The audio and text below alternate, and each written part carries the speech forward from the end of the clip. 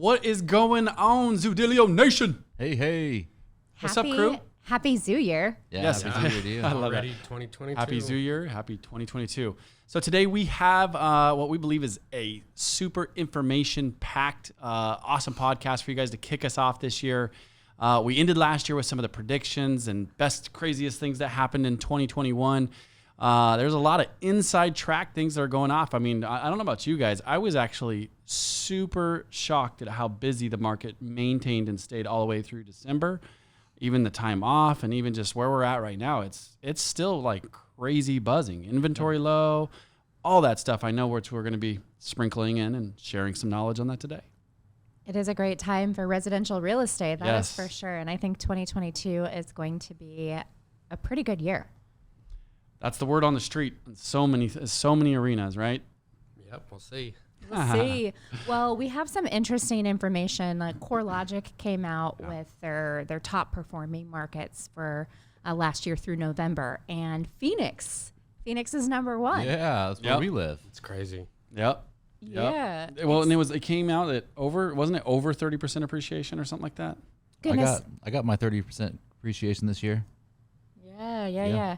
Well, it's For 2022 or 2021, you saying? 2021. Yeah. Okay. I thought you were saying that we're We going all to got see it. We all got the another. appreciation. No, we're not. Gonna I was see like, that. that's a bold prediction. 10% this year. I hope so. All right, these headphones are just not working today, so I am getting rid of them. They're Oh, you can't hear us? staticky. That's I all right. can't. Improvise live. Super loud. Improvise live. Well, I think Arizona is just such a fabulous place to live. Like, truly, it really is. And over the new year, we went up to Flagstaff and we went to Horseshoe Bend and just kind of toured So around cool. Arizona. And it's an amazing place. So I see why our population's growing and our housing market remains so strong, because it's really rad. So if you're listening from another state and you're considering somewhere to live, Phoenix is great. And we happen to know some realtors, so we could help you. Yep. Yeah. Just a few. To your point, it's amazing that any climate, any really beach, mountain, whatever you want is 4 hours, 5 hours away at its worst and furthest stretch. So I think that's another reason why it is just such a crazy demand. And not only that, it's Also, you can go to the snow, right? Yep. I mean, you got hot weather here, you got the desert, and you go up just 2 hours away and you're in the pine trees. yep. You took a picture of the Arizona sign with all the snow behind Yeah, it, and that you're was like, I really like cool. it because it's not many people think about Arizona and the snow, Yep. but we have a lot of snow here. 100%. It's a great place. But yeah, appreciation's still kind of crazy. And I know that Zillow has come out with their top 10 hottest markets for 2022. Oh, Oh, you yeah. stole my thunder Now I'm here. gonna pass Well, it that over one, to you, that Jay. one's Alright, What are they? amazing. So Zillow's 10 hottest housing markets of 2022, and I guess this is their prediction, Right. obviously. Tampa is the number one market. Mm. And then it goes Jacksonville. That's in Florida, right? Yeah. Yep. Yeah. Top 2 taken. from Raleigh, Florida. North Carolina. Yep. And then we go to San Antonio Wow. Okay. Texas. in Texas, right? And then Charlotte, North Carolina. yeah. And then Nashville, Tennessee. That doesn't surprise me. Yeah, me neither. Yeah, Beantown, right? Yep. Atlanta, Georgia. That And then, doesn't surprise me either. Yep. And then Phoenix. Okay. Mm. And then Orlando. Mm. And last but not least, the new San Francisco, Austin. I like that. San Francisco. Not controversy at all there, Jay. No. No, So- well, Wait. a lot of these, Tesla moved out there, Yeah. right? Yeah. Oh, yeah. Elon Musk moved out there. So- 3 of the top 10 did are Joe in Rogan. Florida. Yep. Yeah, so did Joe Joe Rogan. Rogan, Well, in that They know whole what's up. corridor, right? I mean, Atlanta, North Carolina, all right by each other, right? Same kind of similar lifestyles. Sounds like that they've done that. But here's the one thing I think that is really important. What does Zillow have the most insight at? Eyeballs. That a boy. Exactly. And if they can freaking see what's going on through user traffic and whatever else, I mean, to me, that's a metric that clearly they've made these assumptions before, and then now they're going and they're tracking what's going on to make these types of things. So No, the iBuyer debacle. It's just too soon for me to trust Zillow. I was about to say, I'm like, Oh, wait, they what? coming back in. Well, that's price. That's prices, He not never not gonna what leave. they're. I mean, they're Yeah. probably getting this information by people looking at houses Absolutely. in those areas, right, from other areas. It's And traffic. like, okay, where's the traffic coming from? Where's the I'm with Jay, traffic at? 1,000% on that one. They're absolutely measuring the traffic in those particular things, and then from there it's just supply and demand. Not only that, they can see how long they're on the site, how many homes they're looking for, which is all measured metrics, right? Like how long are they looking? What are they looking at? How many page views, et cetera, right? Well, apparently, too, if you have green cabinets, that is no bueno, according to Zillow. Yeah. Homes that have green cabinets sell for less money than any other cabinet color. So if you're considering a kitchen cabinet update, don't go green. Yeah. Go white. White's still really trendy, whether you like it or not. Go white. It's classic. Maybe go espresso. I don't know, but don't go green. You'll lose a little bit of money. So Zillow's also forecasting 14.3% national home value growth through November 2022. Wow. And they're also saying Tampa home value is predicted to grow 24.6% during that time. Okay, so it's you investors out there. If you Go get to a good, Tampa. If you get a good deal on Tampa right now, Buy some houses in Well, that's Tampa. what I'm saying. Even you buy it, lease that thing out for 1 year, ride the market wave, and later's in November. Later, skater. Yeah. Take my money and run. Yeah, buy it, Airbnb it for 10 to 12 months, and bounce. It's not a bad Not a bad idea. strategy. So speaking of buying and holding, that's one of the biggest things that we were also talking about in that same report that you had. That actually, I read some stuff that was different. I'm curious to know what the numbers find out or end up coming out at. But what was the rental market? How much did rents go up on average? About 10%. 10%. Nationwide, right? Depending on the market, maybe a little bit less, maybe a little bit more, but rents have absolutely increased. Yeah. For sure. And what do you think that's going to tell us, though, like with appreciation across the nation being over 20%? It was way above that, as we all know. What do we think that's going to happen with rents this year? They're going to go up. They're gonna go They're up. going to go up, right? That's just, it's We're going to dealing go with more inflation, guys. expensive. Yes. So, Yeah. whew. So if you have buyers on the fence, it's a great time to have that conversation. Yes. That, hey, maybe the real estate market is still very aggressive and it's difficult to get into that home, but it's still a worthy objective, especially considering rents will continue to increase. Yeah, and I think there's going to be a lot of appreciation this year too. I'm afraid that people are going, oh man, I missed the boat in 2021. I'm not going to buy now. Well, I wouldn't do that because I think there's going to be still a lot of appreciation this year. And get in the market. Yep, you have to have those conversations. Say, hey, do you want to pay $350,000 a day, or do you want to pay an additional 10% in 10 months potentially? That's a big increase. So I think month over month, it's 35 grand. that was, I think, it's such a perfect segue into like one of the last topics we want to talk about. I think that's one of the things that everybody wants to always focus on, the iBuyer, the institutionalization of real estate being just the Redfin, all of these direct to consumer models, where we all know that some of the largest amount of houses that are being taken down are by these, hedge funds, real estate investment trusts, et cetera, that they're almost owning, 8 to 10, 11, 12% market share in certain, municipalities where they are, targeting properties. Yeah, they're not flipping these homes. They're buying them and holding them for a long time. 7 and 10 years. Yeah, we talked about that like a podcast 2 ago. Yeah, well, in quarter 3 of 2021, there were 90,000 homes institutionally purchased. And that's insane. And that's just inventory being taken off the market. That's what I was going to say. When we're already having this is not going to be resold. Yeah, supply and demand, and then not the only other thing too that we all know that we hit on a lot of podcast stuff is the builder demand issue, right? Which then that spills over into supply chain issue. Well, and not only the builder demand issue, but there's also this trend. It's called build for rent. And if you do not see the build for rent communities yet in your market, if you are in one of the markets where iBuyers are prevalent, you're probably going to see the build for rent segment grow. And what that is are communities that are being developed just for rentals. So it's an entire and these are new single family construction. homes, not multifamily. There's going to be like they're like apartment complexes, but They're communities homes. of single family homes being rented out to only renters. So you also have that housing stock that's not being produced for homeowners. Yep. It's I'm saying, and that affects the supply chain issue, right? All those types of things. And so American Homes for Rent, which is one of the biggest, I think they're top 2-3 biggest, right, in America. One of the biggest, right? They're tiny home ownership companies in all of America. They started an arm, years ago, because when we used to be able to try to take some of go get cash offers directly from them when they had that arm, they shut that all down, and now they're not doing that. And one of their biggest focuses is, I believe, is building these communities that you were talking about. So I could see these guys that have these, access to over $10 billion, right, to go and just start these subdivisions and build it, because they have the capital, the wherewithal, and the ability to do it. So it's just really, really interesting to see what shift. Well, they're buying up builders too. Yeah, they're like, hey, we want to buy that builder, and they buy the builder. And tell them what to do. And they got sick of buying resale properties. I guess when you own 60,000+, you want to do something different. Yeah, exactly.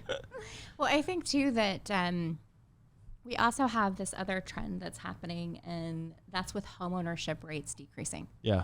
And I think nationally, 65% homeownership rate as of Q3 2021, which has decreased. So I think that, many Americans are deciding that we're not going to buy and we're going to rent.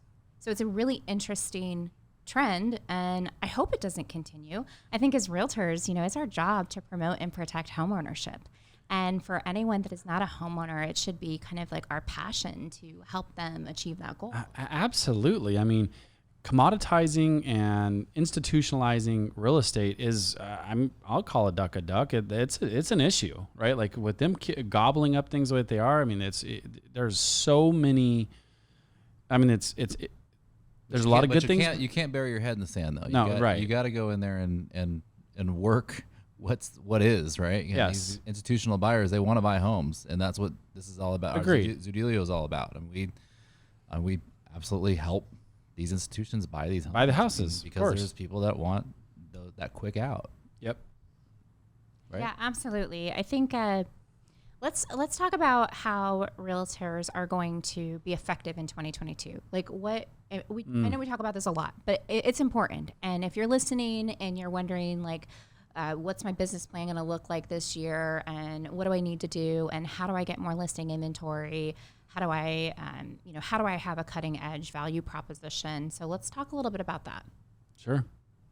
I'll jump in on that one, being that, one of the biggest things I always talk about with our, member base is the fact of you can no longer approach and expect to have a massive inventory by just cold calling, by just texting, by just emailing, by just working one particular lead source. I'm not saying that you can't do a good book of business, but if you're after big and awesome things, it's having that, really true sales funnel. I know it was I don't remember what source I saw it from, but once upon a time it used to be 7 times before you'd be on somebody's radar, and now it's up to 11, right? And it's because there's so many things that are on blast and on flood. So, you can't approach a marketing theme and do a couple of posts once a month and be like, oh, I didn't get any leads from it. It didn't work. And not only that, the other thing I will say to that is realize, yes, it matters where your leads are actually coming from, but realize that maybe somebody did not respond directly to your Facebook post that you did, but you created awareness and then they answered your email, right? It's those types of things.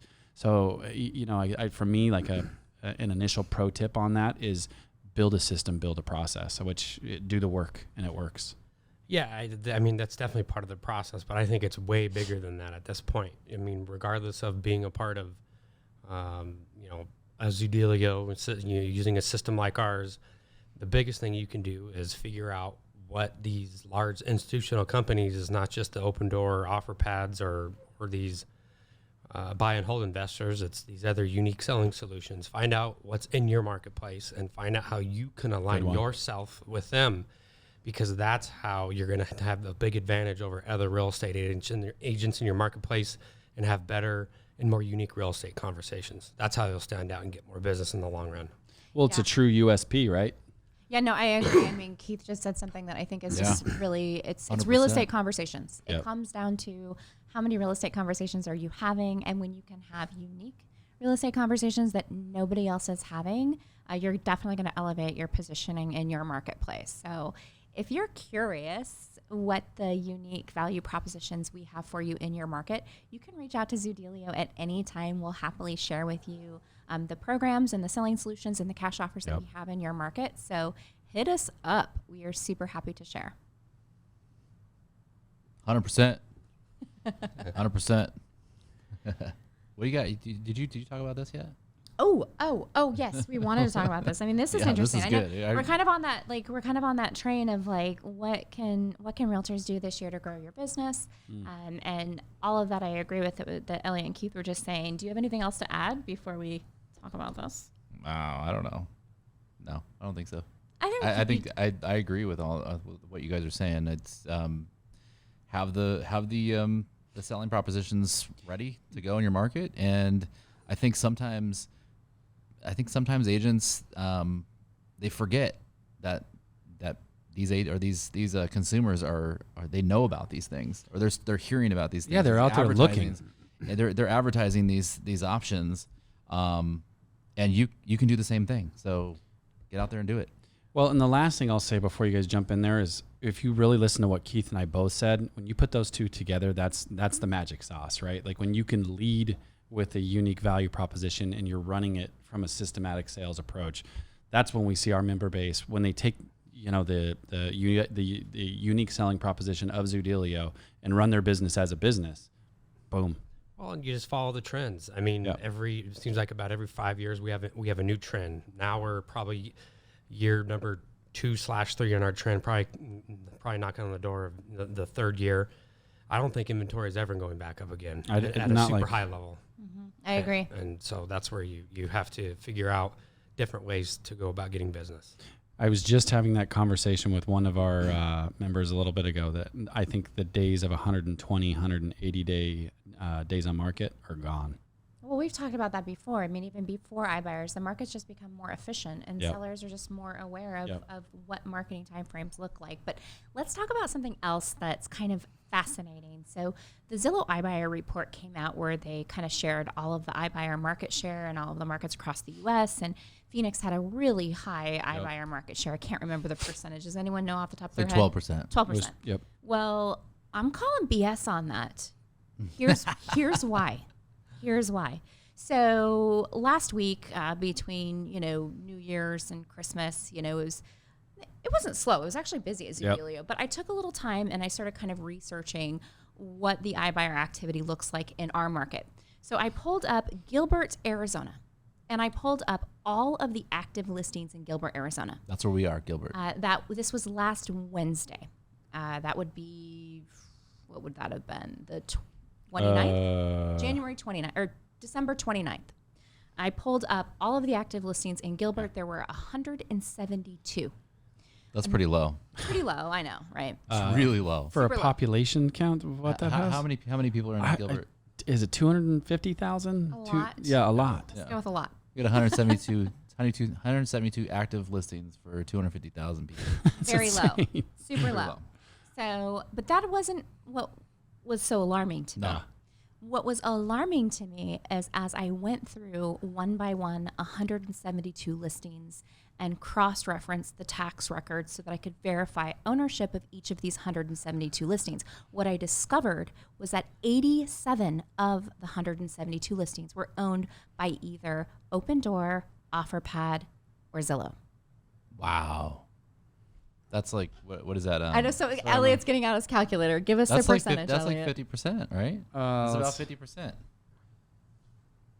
172. It is, 87? yeah. It's 50%. It's over 50%. 50%. Over 50%.